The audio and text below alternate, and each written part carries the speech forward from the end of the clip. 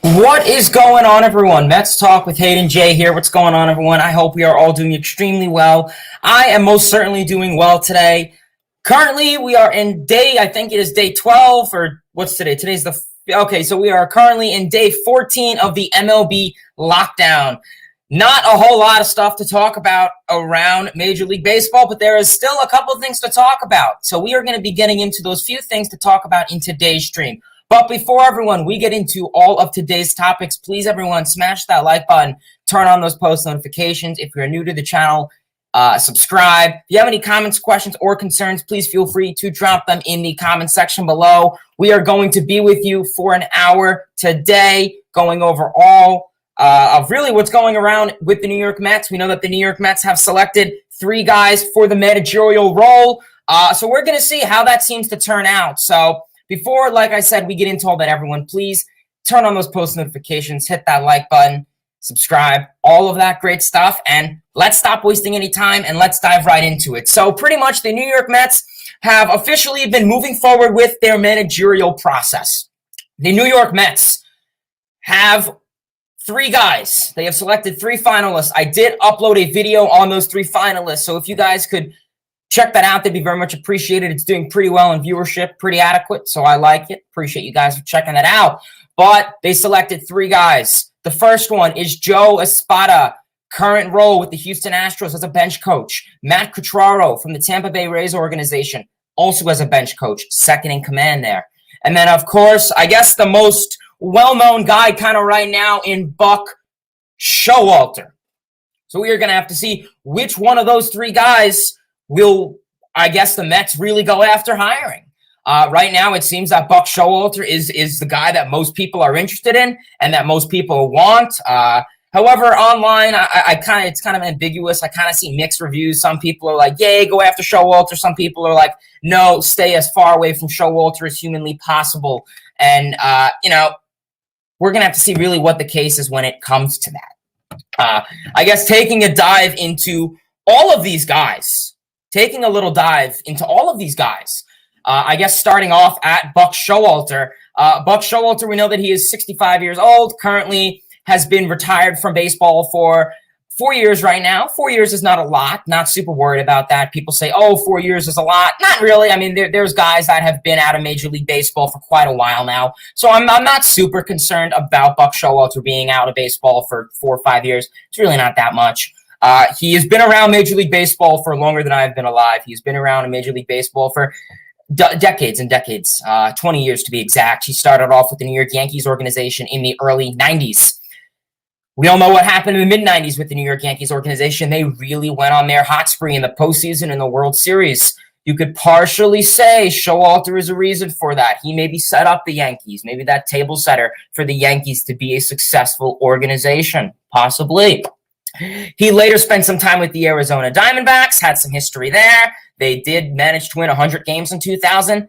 They fired him, and then the next year in 2001, we all know they won the World Series. Then he spent some time with the Texas Rangers, and then for the longest time, almost a decade, 9 years, he spent his time managing with the Baltimore Orioles. So honestly, I think this is a very interesting move. When it comes to Buck Showalter, people, I guess, like him for the experience, which, hey, I mean, it's experience. I mean, who would be opposed to that? I wouldn't. But then I think there's some people that get a little nervous because he is, quote unquote, anti-analytic. And I think that's what it's going to come down to. As of right now, I will tell you this. Personally, in my opinion, I feel the whole rumor that Showalter's anti-analytic is really a myth. To start off, the Baltimore Orioles is the best explanation to explain why that is a myth, in my opinion. The Baltimore Orioles were a terribly ran team. I mean, he started off pretty well with them. I mean, we saw in the early thousands, we saw that they got the American League East Division title. They got to a couple postseasons. And that was with Buck Showalter. Obviously, Buck Showalter left the Baltimore Orioles on a negative note. We know that they, went on that 50 and 120 losing streak. That wasn't very good. But the point I'm trying to make here is that a lot of the analytics in Baltimore was really on the Baltimore Orioles analytic crew, and then that trickled down onto Showalter. Showalter, personally, this dude has been using analytics before I feel analytics really started to become well known. When he was at Florida State as a coach there in the early 80s, he was using analytics. So yeah, that's going to be something. We're going to have to see how Showalter is. Obviously, Showalter is the number one guy out there. He is the most looked upon. It just going to comes down to the Mets going to hire him. It seems that they have the most interest in him. We know that Mets owner Steve Cohen has presented he would be fond of Showalter. And then, of course, newly acquired pitcher and Max Scherzer also came out and said he would love to pitch under Showalter. And, I think that having a good relationship is a big thing, because what we saw with the Mets this past season was that the relationships in the clubhouse and with the manager was shit. Rojas, I wasn't in the clubhouse, so I'm not going to go around saying I know everything, but there was really, no communication whatsoever. Pretty much, the fact of the matter is that whenever there was an issue going on in the dugout, the Mcneil and Lindor thing was the number one. No one knew about it. They asked Rojas afterward, and he was clueless to his mind over it. So that's why I really think establishing someone that has a good relationship with the players. I feel Showalter, in my opinion, could definitely be a guy to set things straight. Get in and say, no more BS. We're doing what we are going to want to do. And I feel Showalter could definitely be, a big guy for that. So that is Buck Showalter. We'll see. Can he get the job? It's strong possibility. He is the number one pick right now, it seems. We'll see. Getting on to our second pick, we have Matt Catraro. In his 40s from the Tampa Bay Rays organization. Obviously, we all know the saying about the Rays. They have, in my opinion, the Tampa Bay Rays have the best organization in terms of the executive standpoint. The fact of the matter is this team does not have a lot of money. Yes, they just recently signed Wander Franco to an extension for a decade long, over $120 million. But the point of the matter is this is a team that never was given the chance to spend money. And the fact is, if you want to talk about that, that money ball mentality, I get it. But this is a team that goes out there, they'll be given all this documentation on guys, whether it's sabermetrics, information, analytics, whatever, and they'll just make it work. They'll be a team that could easily go out there and win 90 games. Yes, in the playoffs, we saw it hurt them a little bit. Maybe they needed some of their guys like Glasnow and Snell this postseason. But the point is, Catraro, for the past 4 years, he has been on a team that was the best in the American League, whether that was the Rays as well as Houston Astros. He spent some time over there. He has been second in command. He's been second in command to, what's the freaking Rays manager's name again? Kevin Cash. Yes. The big issue is Catraro has no major league experience, and I think that is the big thing. A lot of people want to see major league experience, and I get that. Personally, I want major league experience. I think experience is important, but I don't want the experience to be, we're going to go for this guy because he has the longest amount of experience. So, that's my saying. Pat, I guess kind of giving it away, I'm not super big on rookie managers. What we've been seeing is the Mets are 0 for 3 with rookie managers. Okay, yeah. Maybe, Beltran, that was a whole different game right there. No pun intended. But we saw Callaway didn't work out necessarily his first year. Second year stepped up, but I would have questioned how he would have operated his third years. And then he had his own personal issues going on. So that definitely would have not been good for the team. So you have that, right? And then you have Rojas, who was, just a complete utter disaster. Listen, I have no problem with the Mets wanting to explore young guys to help run this team, but put them in a bench role. If the Mets want to go after a guy like Catraro or Aspada, put him in a bench role. Put him as a hitting coach. Someone said it before. Put him as a hitting coach and then build him up. And I feel that's what the future team is going to do with Louis Rojas. Whatever team obtains Louis Rojas, whether that's going to be a manager role, which I doubt, it's most likely going to be another bench role. He's probably going to be a really good guy coming down the line in 6-7 years when he really gets the experience and knows how to handle a clubhouse. I just feel that's not now, and the Mets are not willing to work with him now. So, yeah, I really think that's what it's going to be. So Catraro, he has no major league experience. He has minor league experience. Okay, if the Mets are going to get him, I think there's going to be some, it's getting missing.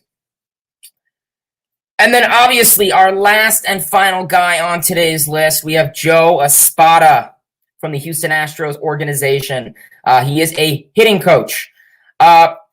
Details aren't necessarily long. Yes, he does have some experience. He was a manager at the minor league level for a little bit. He has been around Major League Baseball. I believe he was the New York Yankees third base coach at one point, and then as well as the Houston Astros coach. So kind of just like Catraro, I guess it really comes into question whether you want that rookie manager mentality. And personally, I'm going to deny that. I'm not really for a rookie manager. I think the Mets are, like we said, 0 for 3 or arguably 0 for 2 with that. And I just think it's time to bring someone in with experience. I think the fact that you've established that you have the owner from the executive standpoint and then a player, highly viewed player, we'll see how Max Scherzer is, injuries aside, is that he's interested to want to play under that guy. And I think it's important to have that huge relationship because we didn't see it at all last season. I mean, Rojas and the players had, I wasn't in the clubhouse, so I wasn't able to say, but these guys did not have a really good established relationship. Sorry about that. So I think that's going to be really important for this Mets team to going ahead, is for them to have an established relationship and know what they want to do ahead.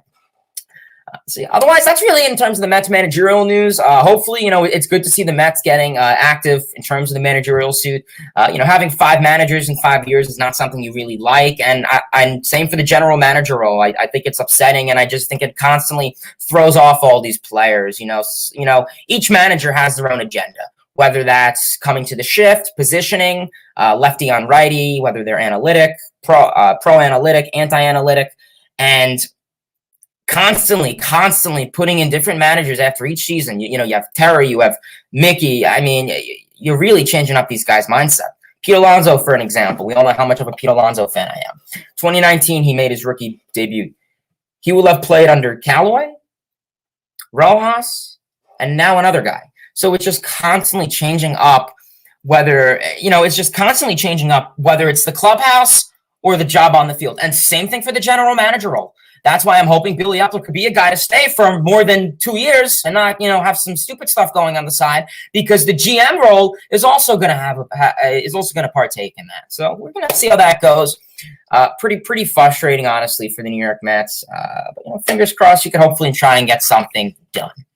So that is all I really have for news with the New York Mets. I am going to go into all your guys' comments. So if you guys have any comments, whether it's Mets, Yankees, Phillies, Diamondbacks related, yes, this may be a baseball, this is primarily a Mets channel, but I love to talk baseball. I respect, all fan bases, Mets, Yankees, Red Sox, Phillies, Rangers, whatever. So yeah, if you guys do have any comments, questions, or concerns, please feel free to drop them below and we will definitely get into them. And yeah, otherwise, like I said, we're in day 14 of the MLB lockout, so things for the most part are pretty quiet. You go on MLB Network and it's pretty much just, Trouble with the Curve, Sandlot, and then a ton of, Ken Burns documentaries, which I don't mind them. They're great, but after a while, and listen, I know they do it all off season, and this isn't anything new, but usually they have MLB Network at night where they'll go over some of the free agent moves. And I guess bringing it up, the Justin Verlander deal was finalized yesterday. He established that 2-year deal with the Houston Astros hours before the collective bargaining agreement lockout, and he was unable to get that finalized. So MLB granted permission for him, I guess, to sign with the Houston Astros. So I did briefly talk about that, but I guess solid move for the Astros. They need pitching. I guess you're just going to be questionable. Can Verlander be healthy for you guys for the whole season? Yeah, so I think that's really what it's going to come down to. Otherwise, like I said, baseball news has been very quiet. There have been some talks that, the collective bargaining agreement lockout is hoping to get resolved soon. I did put out a poll on my YouTube account. If you guys do want to check that out, please do. Asking you guys when the lockout will end, when they will come to an agreement, whether that is late December, which is not looking like that, January, February, March, April, and then the last option was a delayed season or no season. So that would be really unfortunate if there was a delayed or no season, because question, can MLB afford it? I think we saw what happened last time, baseball was missed. And I mean, a lot of people were, distraught over it. I mean, I miss baseball really a lot back then. So, yeah, hopefully things can hopefully get resolved shortly. Yeah. But yeah, let's read some of the comments. What's going on, everyone? Sports fan, what's going on? Connor, Trey, Gio, YouTube Productions, Mark's here. Michael, Daniel, Kobe, what's going on? He says, when the lockout ends, what do you think the Mets should address? Well, right now, I think the number one thing, and it's good that the Mets are still wanting to be active. We know that they've had a huge offseason so far in signing Canna, Marte, Escobar, and Scherzer. And that, hours before the lockout, they were still hoping to go after some guys, whether that guy can consist of Chris Bryant, whether that guy can consist of whoever. Honestly, I think pitching is the number one established thing. We know how important pitching is, but I think we also know how important runs are. A lot of people say pitching wins championships, and I definitely agree with that. I think it does, but I think runs are a very big thing. The iconic 2001 Oakland Athletics Moneyball movie, runs. Why do you like this guy? He gets on base. He scores you runs, and I think that's a big thing. The Mets, all the time, constantly last season, had the same issue for 85% of the season. All these games, were low-scoring games, 3-2, 5-4. A lot of these games were one-run differential games, and the Mets lost it. There were so many times runners stranded in scoring position, guy left on base. There were so many times the Mets had that, and whether that was not hitting extra base hits, hitting for power, the team really lacked it. Maybe besides Brandon Nimmo and Pete Alonso. But, I think scoring runs is the biggest thing. And I think you have to an extent your offense, a good offensive piece. You have to, you brought in two solid table setters in Escobar and, of course, Marte, who is a great table setter and can steal bases for you. But right now, I think pitching is the way to go. I think you're still questionable with Jacob deGrom. Not his performance. deGrom's performance is elite. Comes to question with his health. Max Scherzer is also another guy. Not questionable with his performance. I think he'll be a pretty good pitcher, no doubt. But his health, he's 37 years old. We know at the end of this past season with the Dodgers, he got fatigue in the playoffs. Is Scherzer going to be tired out August, September when it's the most important? So yeah, I mean that's really my biggest, I guess, concern. And then you have Carrasco, still questionable. Is Carrasco going to be good? Walker, is he going to be fatigued? Walker only pitched 30 innings in 2 years. Well, now he came back and he pitched, 150 and in the season's worth. So that was an adjustment for him. It's going to be questionable, with these guys. Still of questionable is Peterson. Was his sophomore slump a real thing? Is he going to be in his 2020 half-season form? What is he going to be like? Do you have to put him in a bullpen role? You still have McGill. McGill had a solid year, no doubt. Is the innings pitch going to be something you have to worry about with him? You got Lucchesi coming back from Tommy John. He won't be starting the season healthy, and I don't really think he's a reliable fifth starter, in my opinion. I would much rather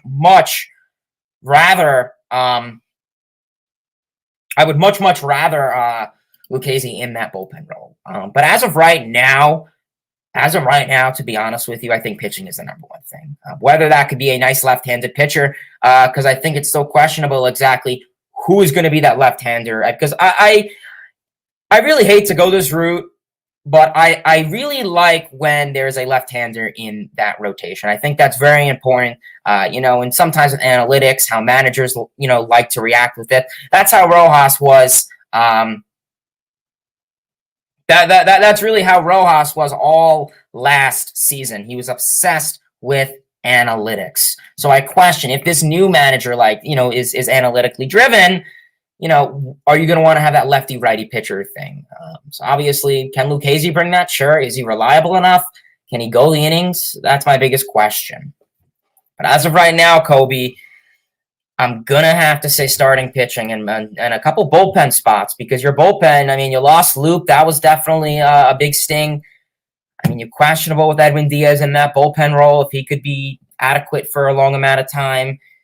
Hopefully Seth Lugo, I'm confident Seth Lugo will have a bounce-back season. He has injuries, not putting much thought into it. So So, we're going to have to see how those things go.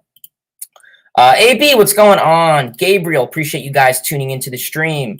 Trey, what's going on, Trey? Trey says, Showalter is the right choice. He has experience, great knowledge of the game, and adaptable to all the latest analytics, strategies, technical and analytical aspects of the game. Yeah.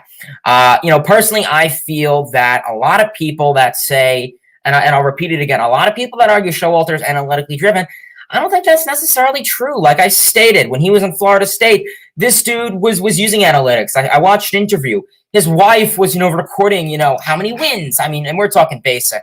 We're not talking, X WOBAs or, X, FIP, all that type of stuff. His wife would sit there and record, whether that was runs, a slash line of a pitcher. So, yeah, I really think that's going to be something.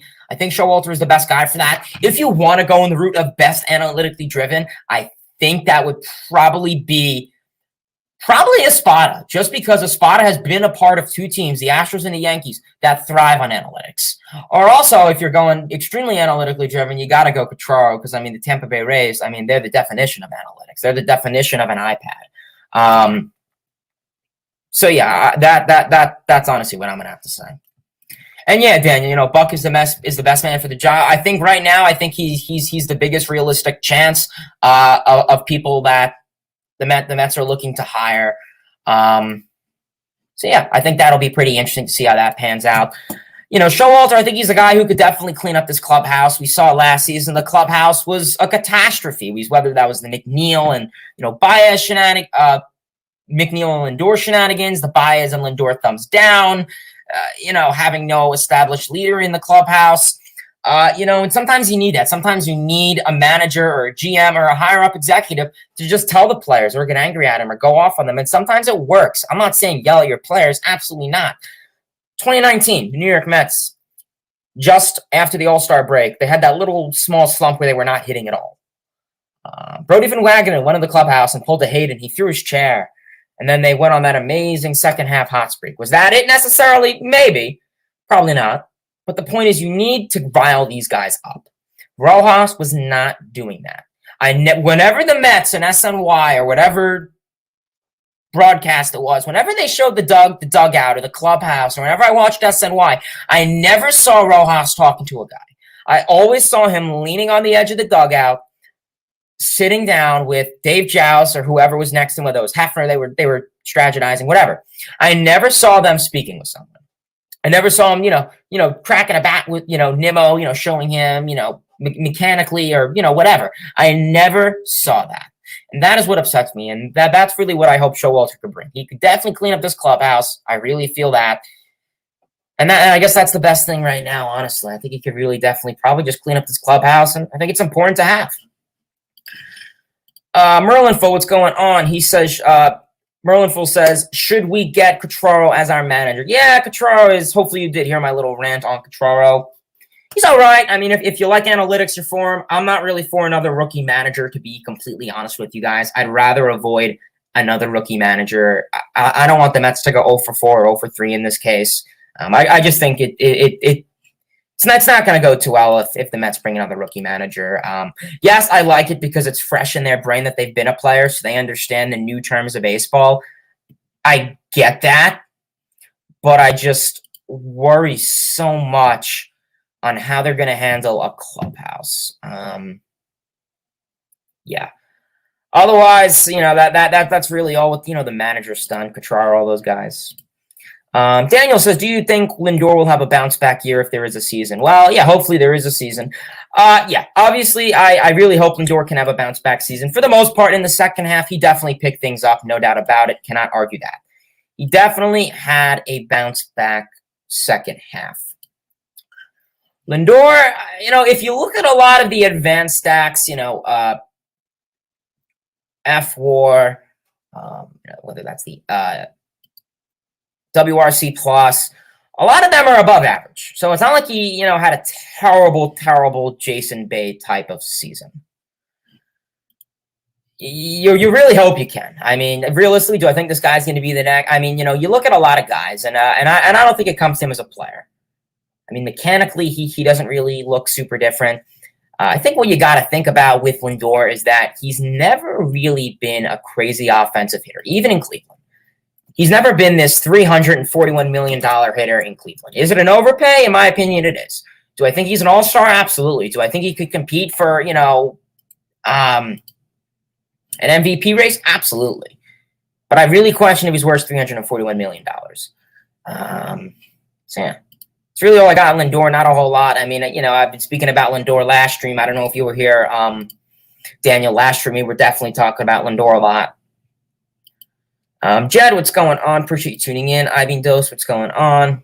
Ivan Dose says Showalter manager, Catraro third base coach, Aspada hitting coach. Yeah, I mean, that's kind of their current roles right now, Catraro and Aspada. So, I mean, the likelihood of landing all three of them is pretty rare. But I definitely think there is a possibility to invest in that. But I think it's very, very unlikely. Obviously, yeah, I mean, Mets do need a third base coach. They fired DiSarcina. Makes sense. How many more games that this team could have run? How many more runs they could have put on the board and got out of situations if, DiSarcina felt urgency and, towards the end of the season. You need a hitting coach. I mean, if anything, I'm all for bringing back Chili Davis. I was never really against his mentality. Chili Davis had more of a mentality of that line drive type of hitting. And I really feel that it worked for the most part. Chili Davis had that line drive mentality of hitting, hit the ball off the ground, and whether that will result in home runs, whether that will result in, a double down the line, that is what worked. I don't know what Quattlebaum's mentality was. He was an assistant hitting coach, some shenanigans, bullshit like that. I don't really know what his mentality really was ever. So, yeah. Otherwise, I think it's fair. New York, NYC, FGB, what's going on? He says, Mets lost how many times again? Yeah, man, definitely frustrating. Hopefully, Mets could try and turn something around. I see you are a Yankee fan. Yankees definitely have some interesting moves to make as well. We're going to see, hopefully, for your Yankees' sake, hopefully they could definitely make some moves. Steinbrenner and Cashman, I don't know if they waited to make moves till after the CBA lockout. I don't know if they were playing smart. Be a pretty smart thing. Maybe you get guys for a better price, better AAV. I don't know if it was that. But yeah, I think that'll be something to look into if you're a Yankees fan. Not really any moves the Yankees made. They acquired Peraza, minor league deal. Otherwise, they haven't acquired any pitching, and they need pitching. Garrett Cole is still questionable if he's reliable or not. Otherwise, that's really all you got down the line for the Yankees in terms of pitching. Hopefully, Severino can come back healthy. You hope Domingo Germán can, get out of his, situation. And we saw he came back a little bit this season. So Yankees definitely got something. Yankees are a team that offensively they have so much to really go after. If in terms of the Yankees, they really need to go after hitting. Yankees are a team that are a power strikeout lineup. Gallo, Judge, Stanton. And listen, I love home runs. I love Pete Alonso. I like home runs. I like the long ball. I get it. But you need more than home runs. In the playoffs, it may work, sure. But I think the Yankees, they're definitely going to need some contact hitters, whether that's Story, whether that is, ironically, Correa. Correa could bring you a lot of things more than power to the bat. So we're going to see. I think Story could be a possibility. I thought Corey Seager would have been a possibility there. They could still go after Kyle Seager. Kyle Seager definitely still has some pop in his at-bat. He could hit you 25 to 30 home runs. So we'll see. Kobe says, Mets still need a hitting coach and third base coach. Yes, man. They most certainly do need a hitting coach and a third base coach. Yeah, hopefully you did hear my little rant about that. Trey says, can't discount bench coaches just because they aren't managers. They're basically assistant managers who help make those decisions. I only say that because I see complaints about no experience. Yeah, I get where you're coming from, but I think when it comes, and that's a good point you bring that up, because when you look at Catraro, no major league experience. He spent, I want to say 4, 5, 3 years as a minor league manager. But what we look at Catraro is that he was second in command for one of the best managers in baseball in Kevin Cash. Don't get me wrong, he definitely managed a couple games, whether Cash was ejected or didn't start for whatever reason. That's a good point you bring that up, Trey, and I really do like that point. Necessarily, do I fully agree with it? No, but I think it's a fair point. I mean, bench coaches aren't making the everyday moves to the extent, they're not sitting down. Maybe they are, I don't know. But I feel the manager, is constantly sitting down with the GM, the president of baseball ops, interacting with the players on a regular day basis and following every single exact thing. Where I feel bench coaches more so specialize in a specific thing. So whether that's a third base coach, first base coach, pitching coach, bullpen catching coach, they don't necessarily, I feel like, specialize in something specific. Where the manager, they focus on the lineup. They focus on with the analytical team. They focus on bullpen moves, which killed the Mets. That's a good point. I actually like that point. Michael, what's going on? Michael says, no young first-time manager. Get the Mets some experience, guys who know what they are doing. Yes. I mean, to an extent, I agree with you on that. I think it comes to a point, like I feel like a broken record here. The Mets are technically 0 for 3 or 0 for 2 when it comes to rookie managers. So I think it comes to a point where you tried that, it didn't work out, maybe try going for some experience. I'm not looking for 25, 20, 15 years of experience. At least have 5 years of experience under your belt. I mean, that's what I'm hoping for. Elliot, what's going on? Good to see you here, brother. Elliot says, poor Rojas never had a clue. Yeah, I mean, like I said, I'll repeat it again. Rojas, he could be a good manager down the line. I feel if he gets some experience, understands how a clubhouse operates, how to have that, morale connection with the team. I definitely think he could be a solid manager down the line, just not now. Mets, they're in a win now mode, and I don't think they could wait 4, 5, 6 years for Rojas to develop. I think right now we saw he thrived as a minor league manager down in the Dominican League, with the younger guys, and maybe, let him go back to that, or most likely a team will pick him up, a team like Cleveland or I don't know, one of the Chicago teams I could see picking him up and putting him as like a coach for something. The Padres picked him. Oh, the Yankees picked him up. That's right. Damn, it's been so long. I forgot. Yeah, the Yankees picked him up as a third base coach. So we'll see. So instead of Melvin flipping his arm around third, we'll see if Rojas actually sends his guys. Who knows? Maybe he told DeSarcina not to. Gabriel says, I missed Terry. Yeah, I mean, honestly, Terry Collins, I think it's old. I mean, you can't bring him back, obviously. I do see him on SNY. Definitely does know a lot, and he seems to be fond of, the guys like Showalter. I think it was honestly time to move on from Terry when he left, which was, I want to say, 2017. He kind of wrapped up the dark ages, I guess, of the Mets to an extent. Besides 2018, he kind of wrapped it up and I guess kind of helped out. 2018, you really had a different lineup than what Terry had. So, yeah, Terry was definitely a solid manager.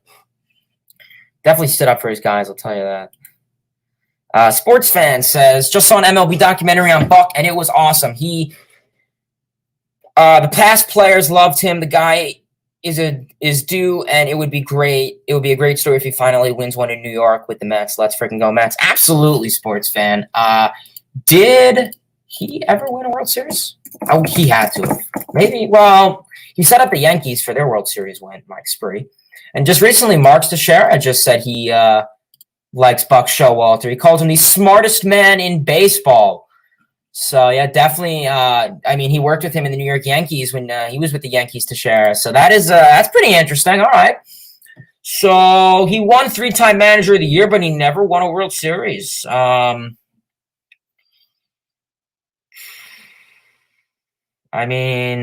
Yeah, for the most part, the best season he had was with the Diamondbacks in '99. He won 100 games, and he got ejected once. And 250 record in the postseason, so they probably got out in the division series. Okay. See, like I said, the postseason experience isn't necessarily there. But it's not bad. LFGM, absolutely. I think I read that already. Showalter is Ibinosa's choice. Should we go after J-Reb? Yeah, Jose Ramirez. Let's pull up some of his stats. Let's see how he's been. I wouldn't be against it. I just kind of worry what you're going to have to give up for him. He's, prime age, I want to say he's like 29, 30, 31. You're definitely going to have to give up a fair amount for him. But he provides a good glove, a solid bat, so that's really been lacked at third base. 141 OPS plus. I like that.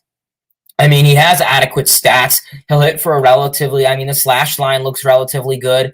261, 345, 503.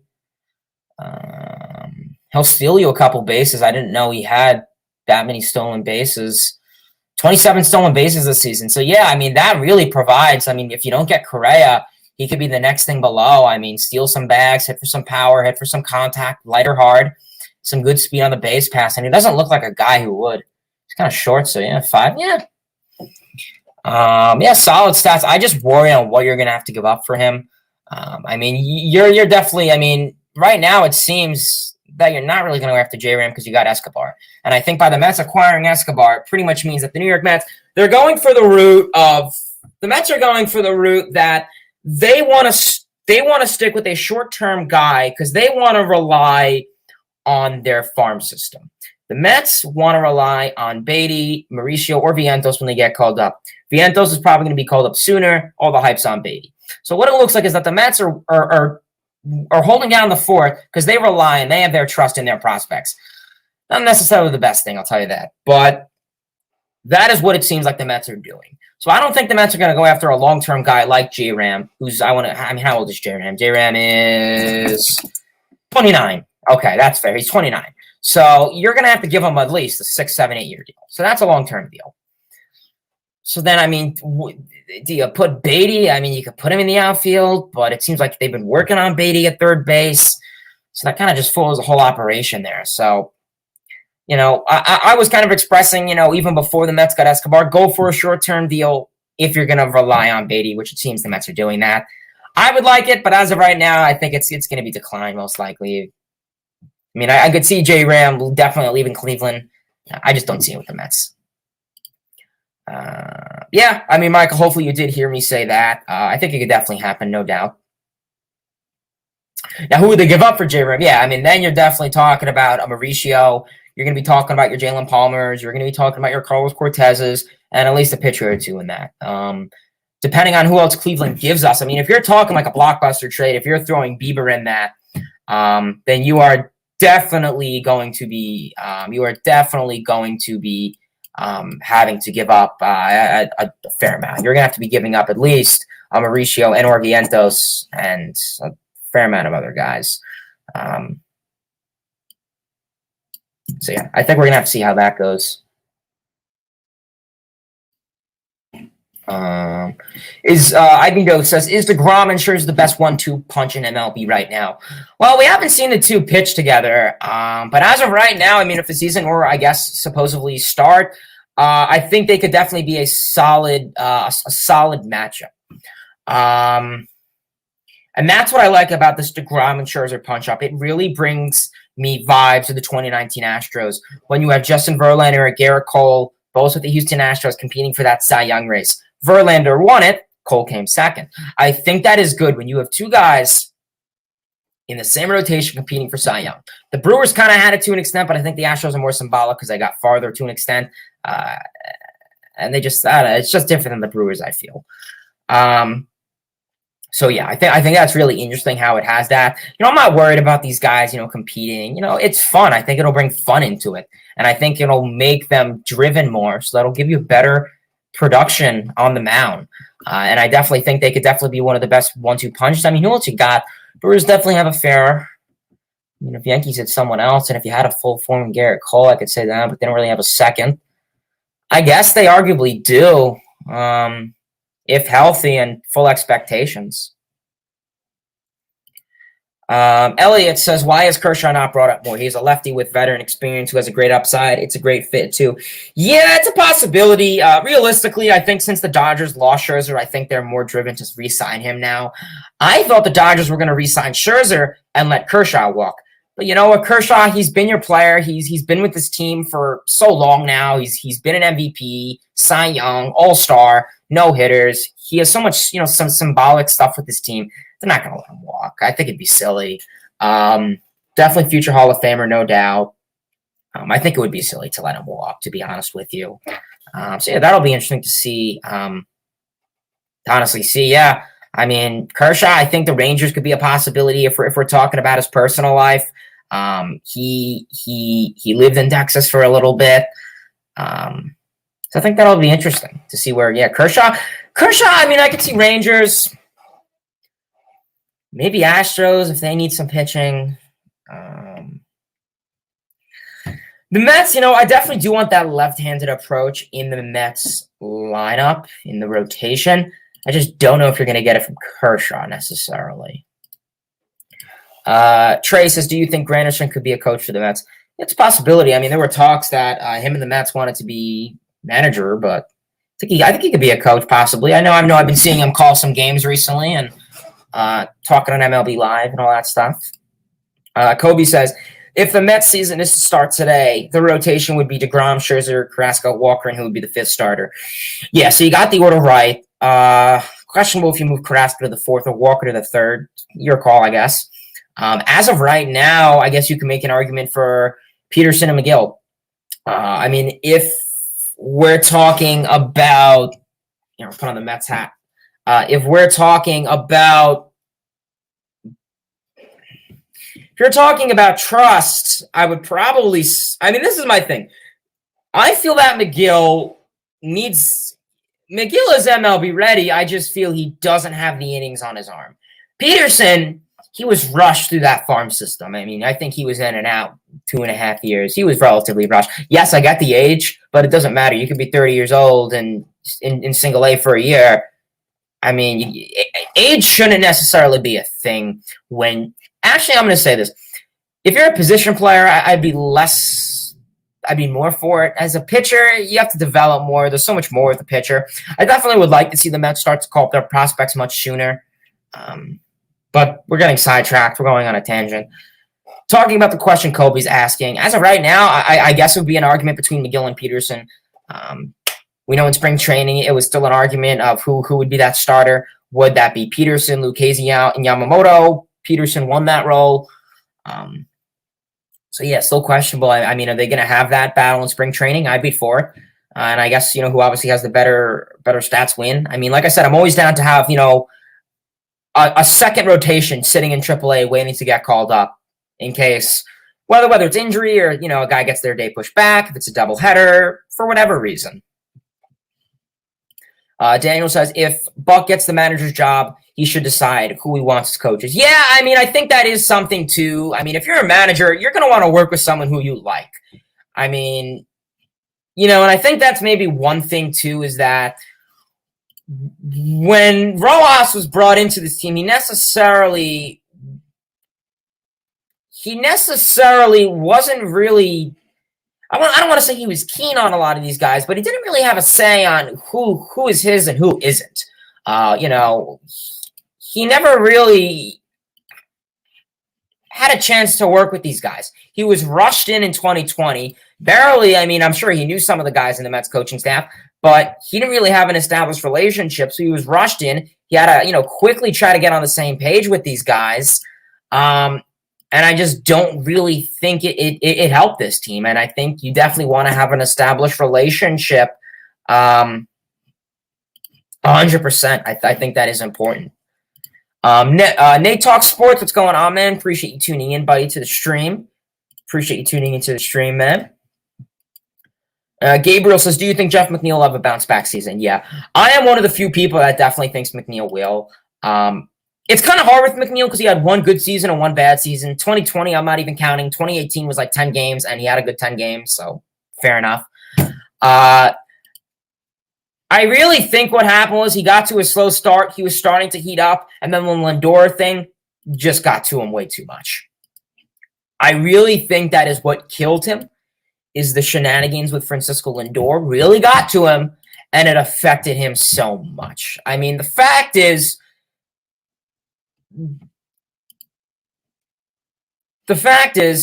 you have two teammates who have a physical altercation in the dugout, and then you just expect them to go on. And I mean, we saw later that night after that altercation, Lindor came in with the clutch hit. So, yeah, I don't know. That's how I personally feel with that. See how it is. And a little bit more.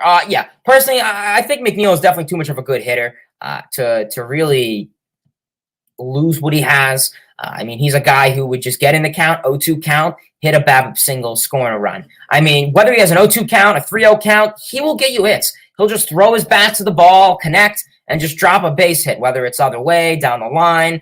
And, Mcneil's kind of a guy who's deciding what type of hitter he wants to be. Does he want to be a hard, he's a lefty, so primarily a lot of power does come from the right-hand side.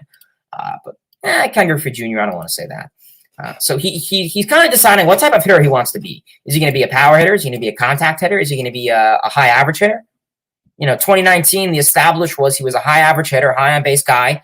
Didn't walk a lot, but hit for a lot of contact, a lot of singles, a lot of doubles. He had 26, 27 home runs. So we could definitely hit for some power, 100%. No doubt about it. Mets fans MB, what's going on, man? He says, who do you prefer as the Mets manager? Well, right now it is Buck Showalter. Is probably my number one choice out of those three. You have the experience. Besides the experience, you got the clubhouse. You got that mix between analytics, the iPad, and the eye test. And that's really what I like in Buck, is that he'll give you the analytics on the iPad, and then he'll give you the eye test. I don't want this team to be fully analytically driven, but I also don't want them to be full eye old test driven. I want a mix of both. Yeah. Daniel, he says, I wish they would end the lockout so the Mets can finish assembling their team. Yeah, man, absolutely. I mean, pretty much I think all Mets fans, all baseball fans, regardless, want the lockout to end. Yeah. Cal Stone, he says, hey, Hayden, new viewer, what's going on, Cal? Appreciate you tuning in, man. MLB Chatterbox, what's going on, brother? He says, Mets should get Buck Showalter because he is the best guy available, but he will only deliver you pennants if you guys are lucky, not a World Series championship. Yeah, that's pretty much what it seems. Like I said, get to the playoffs. If you look at the Mets, you look at the Yankees, they have two different things. Yankees, they get to the playoffs every year for the most part. And they get eliminated in the wild card, division, championship, or World Series if you're dating back. One of those. Point is, they get to the playoffs. They have the best record or second best record or arguably third best record in their division, and they get into the playoffs. Mets haven't made the playoffs since 2016, going back to 2015. So the Mets' goal is to get to the playoffs. If the Mets got to the wild card, like if the Mets go next season and win, 90 games or whatever in some miracle, and they get to the wild card and get eliminated, I would consider that a huge accomplishment, because point is they got to the playoffs. Yes, you'd be upset, and I'd probably throw my chair and be on here raging for an hour, 100%. But the point is they get to the playoffs. I want the Mets to get to the playoffs so they can say, wrong, this is what we're going to do, this is not what we're going to do next time. So, I think it's going to be really interesting to see how this goes about.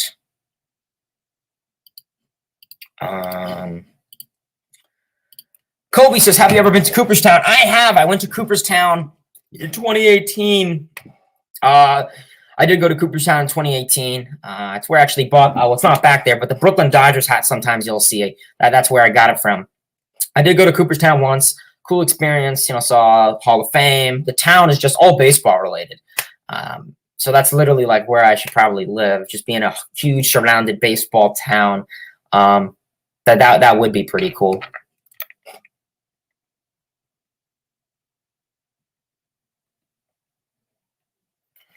And then Cal says, what is the team bench mob gonna look like? No Pilar or Villar. Yeah, well, as of right now,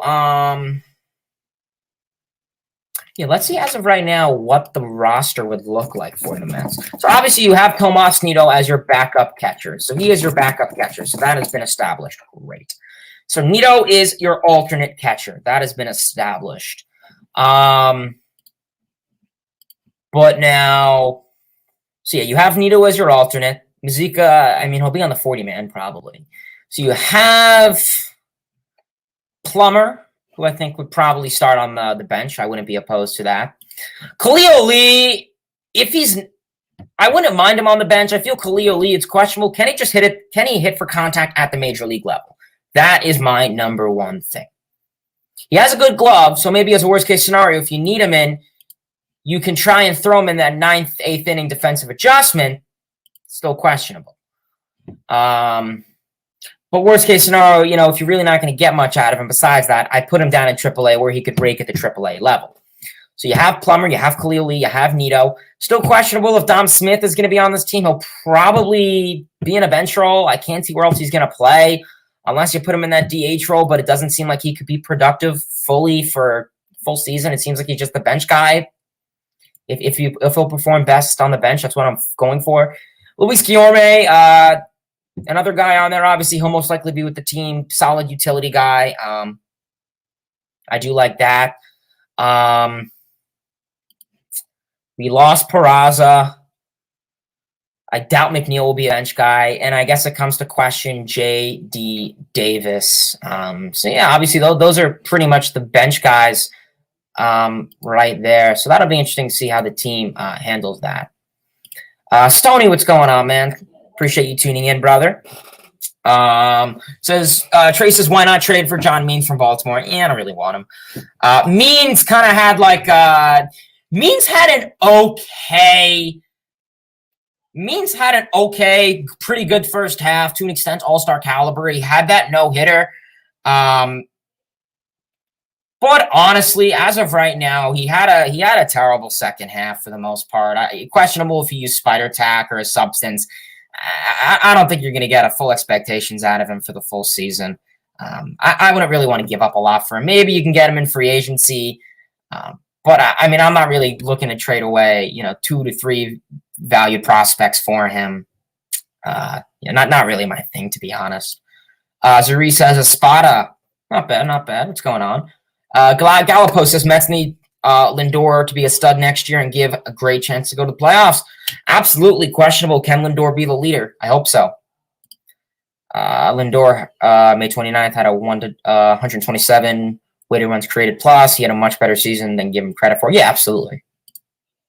I can't wait for the young kids to come up in a few years like Alvarez and Beatty. Yeah, and it's good. Hopefully Mets, I agree with you, Daniel. Hopefully the Mets can try and revamp, continue to build up that farm. And we saw it. Mets have 6 picks in the first 2 rounds. So I think that's going to be pretty big. Alvaro, what's gone? He says, should Rojas come back? Well, he's with the New York Yankees organization as a third base coach. So the odds of him coming back are very, very, very, very slim. As of right now, maybe in some miracle he does, well, not some miracle, but if he does get fired from the Yankees organization, maybe some other team will sign him as another bench coach. I was kind of surprised they put him as a third base coach. I thought they'd put him, I honestly thought they'd put him as just a regular bench coach, like a hitting coach or something like that. Although I don't know if he has, I don't know his hitting mentality. We know Quattlebaum's mentality of hitting, but not really his. What's going on, Boomer? You want a Aspada? That makes sense. That's fair. Daniel says Lindor got better because his friend Baez was on the team. Well, that's the thing now is that you could think of it both ways, Daniel, is you have Lindor on the team now and you lost Baez. Does the Mets losing Baez increase Lindor's odds to play better? Because now he doesn't have his buddy. So now he's going to have to cheer himself on. So now, if Edwin Diaz is on the bump, which we saw, and he's struggling, Lindor can go out there, be that leader, and not have time to goof off with Lindor or with Baez. He will be able to go up to, Diaz and talk him out. We saw that. He was the leader. I feel when Baez came in, he kind of just became self-centered and kind of just had his own, stuff that he wanted to go after. So, yeah, I think that's really what it's going to come down to. But realistically, I think it opens a new door that Lindor now has to show himself. Okay, Baez is gone. I have to work myself up now. I have to turn into the player I need to be. Trey says, what do you think of the Mets trade J.E. or Mcneil, Dom Smith plus Carlos Cortez for Royals with Merrifield plus maybe someone else? And I feel that's a little too much. JD, I wouldn't be against. Dom, I wouldn't be against. Cortez is a middle prospect, so whatever. I'd like to keep Mcneil. As of right now, the Mets have enough infielders. I don't really want to go after infielders. I want to go after pitching depth. If you're talking, you put him at second or third. Yeah, I don't really. Merrifield could be nice in the team. He could steal some bags, give you some more speed, create runs. But I'm not really interested in going after infield. I want to go after, if anything, outfield, the prospects and the farm, and pitching. LFGM says Cal, absolutely. Alexander says no more rookie managers, period. I agree with you on that. Daniel says who should replace Sandy Alderson next year? Yeah, that's the question. if Showalter comes in, he probably has some connections. We know that Epler came in. He has that relationship a little bit, Epler with Stearns. So maybe that could definitely help out. As of right now, Stearns, I guess, would be the number one guy, but so questionable. They need a manager, and that's, I guess, the number one thing they're looking at. As of right now, it's tough. Michael says Hayden, Correa to New York Mets still a possibility. It is, but I doubt it. In terms of finances, that'd be mind-boggling. I still think he can go to the Tigers. Still questionable if Alex Avila, their GM, is still willing to throw out the money. I mean, you put Candelario at third, you put him at short, Baez at second. It's not bad. I still have Correa going to the Tigers. Plus, you have AJ Hinch over there. I don't really see him going with the Mets. It's just, you're going to have a cluttered infield. And I mean, I don't know if he's going to want to play third base necessarily with the Mets. He said he'd be open to it, but yeah, I mean, he has that relationship with Lindor, so it's possible, but I don't think it's possible now with the Mets. But Correa does provide, I mean, a 5-tool player. He provides elite defense, provides speed, power, contact, fundamental hitting. Merlin Full says, how about Frankie Montas or Louise Castillo? Yeah, fair enough. Castillo's always been one, in talks of coming to the Mets. Montas, it's questionable if the A's are just going to trade away another highly valued prospect they had. Let's look at Luis Castillo. Let's look at some of his stats. I know he didn't have the best 2020. Had a rough first half. Did he have a good second half, though, is my question. So yeah, Wi-Fi has been a little slow.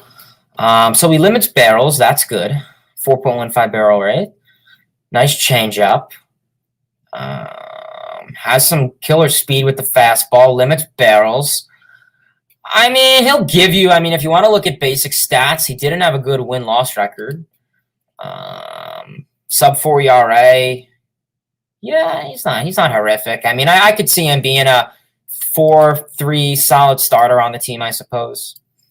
Traces, I think it's wrong exploring. I think it's worth exploring Bassett or Mcneil. Get both in. There's a strict 6-strong. Yeah, I mean, that'd be a killer rotation right there. So it's just so questionable if the A's are going to want to give it up, and you're going to have to give up a lot for it. I mean, if anything, it'd be a blockbuster deal. Maybe you throw Chapman in there. And yeah, sorry if I'm speeding through the comments, guys. I just we're going to have to call it a stream in a little bit. So if you guys do have any more comments, questions, concerns, please feel free to drop below. Troy says, I also think you could possibly you could probably get both as the same amount for Rodon. Your recent Walker's a solid 1-2 pitch for the Dodgers. Yeah, that's what I thought the Dodgers. Yeah, that's what I was thinking. Rodon. Yeah, Rodon's a good thing. My only problem with going after Rodon right now is that he wants a multi-year deal. He wants 5-6 years. He's only been healthy fully for 1 year. So I just feel it'd be so much of a risk to just go after and throw and invest a fair amount of money in a guy who's only had 1 season fully healthy. That's my biggest worry. Cal says someone like Showalter can bring old school sensibilities and deflect the distractions and drama is exactly what the Mets need. That is what Dusty, exactly. I am so glad you brought that up, Cal. Dusty Baker changed the Astros mentality. Some fans kind of got over it. Some fans didn't. It's fair. But the Astros were pretty much a hated team in baseball over the cheating scandal. A lot of people didn't like them. They had to deal with their own stuff. The players were slumped in 2020 because the whole MLB fan base hated them.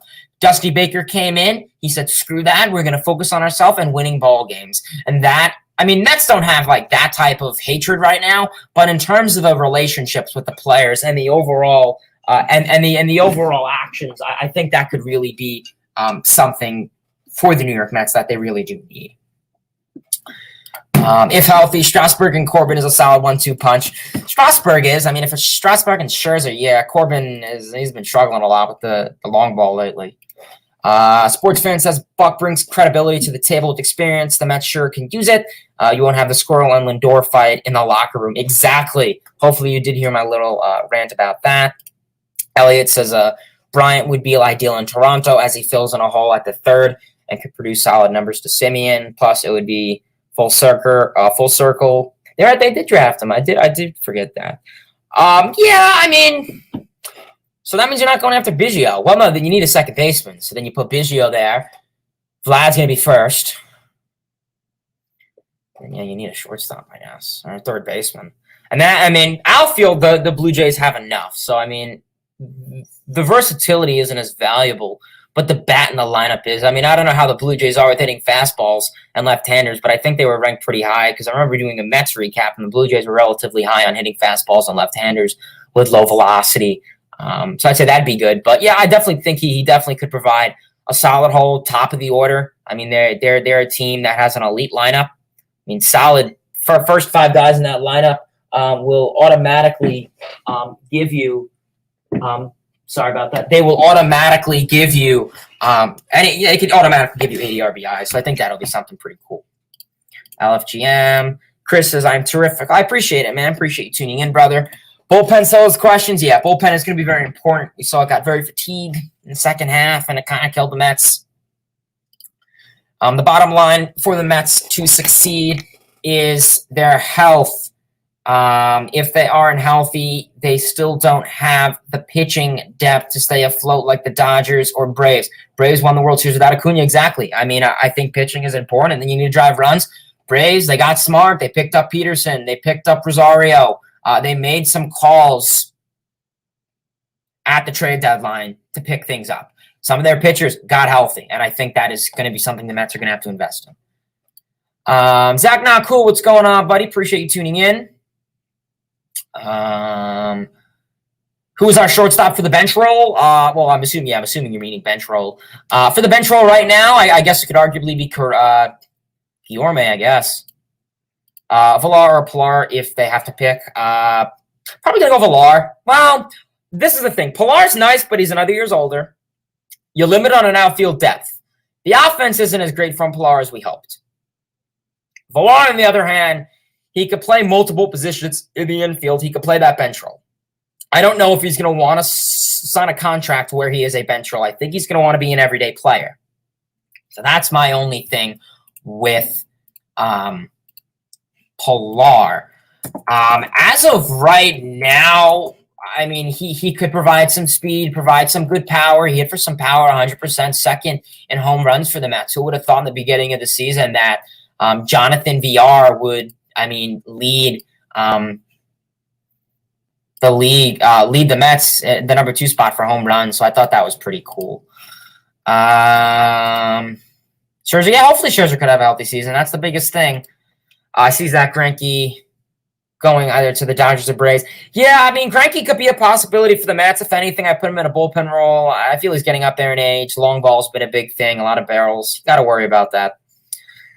So yeah, sorry if I did rush through, the last final comments. I did have to depart. So I do really appreciate you guys tuning in to the stream. As always, if you guys do have any final comments or anything, you can drop them. I will read them. I know I kind of rushed to this, but I really do appreciate you guys tuning in to the stream. As always, sorry about that. Just getting a text. Yeah, I do appreciate you guys tuning in. I did recently just upload a video about 2-3 days ago in regards to who the New York Mets will have as their manager. We know that they had 3 finalists: Buck Showalter, Joe Aspada, and Catraro. I did upload that video. It's doing pretty well, almost 1,000 views. So if you guys could check that out, please feel free. It would definitely mean a lot. Otherwise, if you guys are not already, please feel free to smash that like button, turn on those post notifications, subscribe to the channel if you are new. We got a lot going on already. I know we recently hit 500 subscribers on the channel, which I kind of really forgot to fully celebrate. So really do appreciate you guys for that. Otherwise, probably going to call it a stream here. LFGM. Hopefully some moves happen. Next stream, I usually do these streams weekly for the most part. Hopefully, once some news starts picking up, maybe we'll do 2-3 streams a week maybe. But I do upload videos, so make sure to turn on the post notifications so you never miss one.